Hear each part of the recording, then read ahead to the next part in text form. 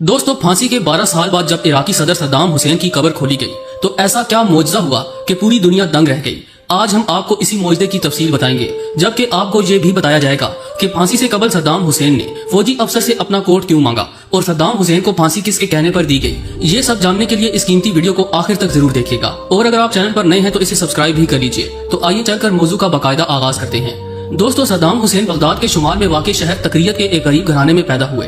वालिद के जल्द ही वफात पाने के बाद इनकी वालिदा इन्हें अपने रिश्तेदारों के पास छोड़कर किसी और गांव चली गई। चंद साल बाद इन्होंने दूसरी शादी कर ली। सौतेले वालिद का सद्दाम हुसैन के साथ बर्ताव अच्छा न था। सद्दाम हुसैन के लिए जिंदगी मुश्किल थी और मौरिख बताते हैं कि मोहल्ले के बच्चे नौ उम्र सद्दाम का मजाक उड़ाते थे। सद्दाम हुसैन के बारे में कहा जाता है कि इस अरसे के दौरान वो कदरे तनहा रहते थे और आसपास के लड़कों पर धौंस भी जमाते थे। 12 बरस की उम्र में उन्होंने अपना घर छोड़ा और तकरीयत में अपने एक चचा के साथ रहने लगे। इनके चचा उस्ताद थे। तारीख इराक पर किताब दी मॉडर्न हिस्ट्री ऑफ इराक की मुसन्निफा पैवी मार कहती है कि इनका माजी खासा दिलचस्प था। अपने लड़कपन में सद्दाम हुसैन हुकूमत मुखालिफ मुजाहिरों में खासे सरगर्म रहे, मगर इराकियों की तरह वो बरतानी नौ आबादियाती हुकूमत और जागीरदाराना निजाम के खिलाफ होते गए। सन 1958 के इनकलाब में इराक में बरतानवी हामी बादशाहत के खात्मे के बाद मुल्क में पुरतशद्दुद बुरहानी दौर का आगाज हो गया। लेकिन सद्दाम हुसैन के लिए 60 की दिहाई अहम तरीन साबित हुई।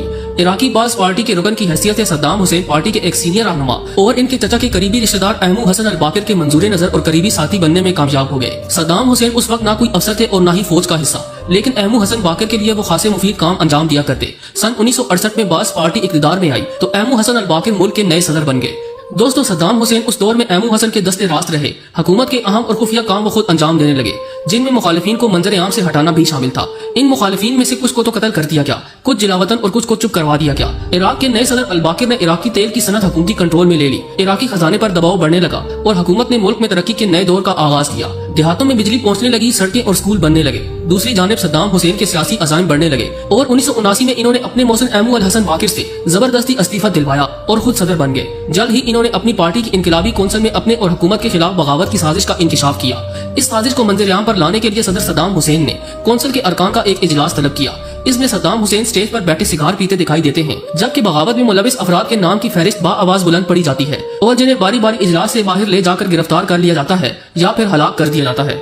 इस इजलास के शुरका जज्बाती अंदाज में बाआवाज़े बुलंद सदर सद्दाम हुसैन को अपनी वफादारी का यकीन दिलाते हैं और नारे लगाते हैं। इसके बाद बास पार्टी की हुकूमत पर सदर सद्दाम की शख्सियत हावी होती गई। अगर कोई सियासी नजरिया बचा तो वो सद्दामिज्म का था। आने वाले बरसों में सद्दाम के सियासी अज़ाइम इराक की हदूद से वाज़े तौर पर बढ़ने लगे। वो खुद को अरब दुनिया का रहनुमा और तारीख में अपने आप को सलाहुद्दीन अयूबी जैसे सिपह सलार के बराबर देखने लगे। बहरहाल इराकी तारीख में इन्हें कामयाब और इंसाफ पसंद सदर के तौर पर लिया जाता है। दोस्तों, सद्दाम हुसैन के दौरे हुकूमत से मुंसलिक एक अहम वाकया ये है कि एक बार सदर सद्दाम हुसैन रात को इराक की सरहदों पर गश्त कर रहे थे तो बहुत दूर से एक बस्ती नजर आई। सद्दाम ने अपने साथियों से कहा कि इस बस्ती में चलते हैं और लोगों की खबर गिरी लेते हैं। तो साथियों ने मना किया कि रात काफी हो चुकी है, मगर सद्दाम ने फिर इसरार किया तो सिपाही उस बस्ती की जानिब चल दिए। बस्ती में पहुंचे तो एक घर में दस्तक दी।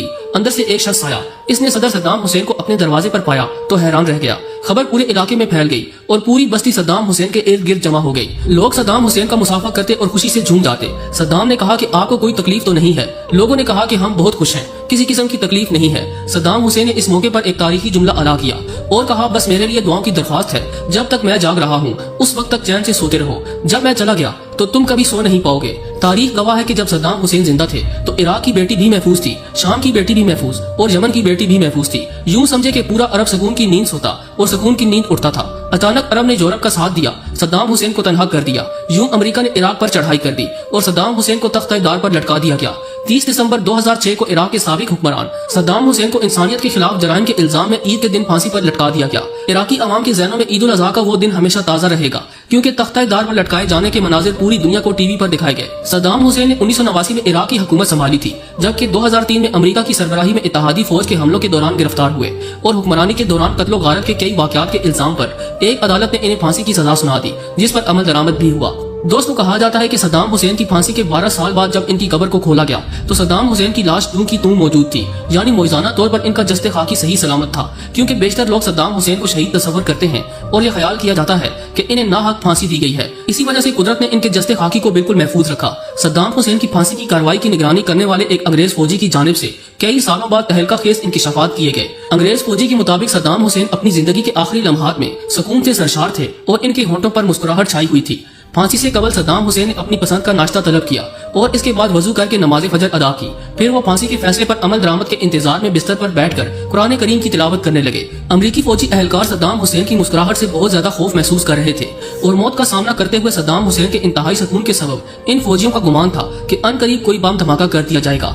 اس انگریز فوجی نے مزید انکشاف کیا کہ صدام حسین نے ایک پہرے دار سے بڑا گرم کوٹ طلب کیا کیونکہ وہ نہیں چاہتے تھے کہ سردی سے کپکپاتی حالت میں وہ پھانسی پر لٹکے اور عراقی عوام یہ گمان کر لے کہ ان کا سابق صدر موت سے خوفزدہ ہے. صدام حسین پھانسی پر چڑھنے سے قبل مسکراتے رہے یہاں تک کہ کلمہ شہادت دہراتے ہوئے دنیا سے رخصت ہو گئے. سابق عراقی صدر کی یہ مسکراہٹ ان کی موت کے بعد بھی ایک پہیلی بنی ہوئی ہے. عراقی صدر صدام حسین کی پھانسی کے بعد آگ و خون کی جو ہولی عراق میں کھیلی گئی اس سے دنیا واقف ہے اور آج اہل دانش یہ کہہ رہے ہیں کہ جب تک صدر صدام حسین زندہ رہے امریکہ نے آنکھ اٹھا کر عراق کی جانب نہیں دیکھا اور آج اسی عراق کو آگ و بارود سے تباہ و برباد کر کے رکھ دیا گیا.